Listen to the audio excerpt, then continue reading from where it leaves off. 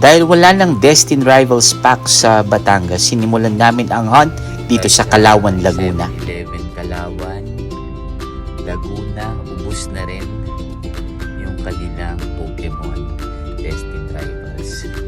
Tingnan natin kung swertein tayo dito sa next na 7-Eleven na nakita namin sa Pila Highway.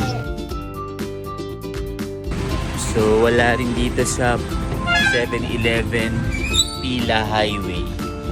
Wala rin. Sabi sa amin ng cashier sa Pila Highway, baka daw meron dito sa Pila Boundary sa Laguna. Wala na rin Pokemon dito sa Pila Boundary po to, no? Pila Boundary 7-Eleven. Wala pa rin. And we continue dito sa bayan ng Santa Cruz, Laguna. Swerte na kaya kami sa 7-Eleven na ito. So wala silang Pokemon dito sa 7-Eleven Santa Cruz, Laguna. Wala rin.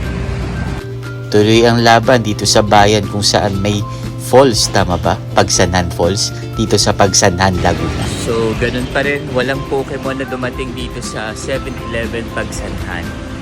Matapos naming daanan ng bayan ng Lumban, ang malalawak na bukirin, ang walang katapusang sigsag hanggang matanaw namin ng bundok, ay eto na kami sa 7-Eleven sa Real, Quezon. Ayun, finally.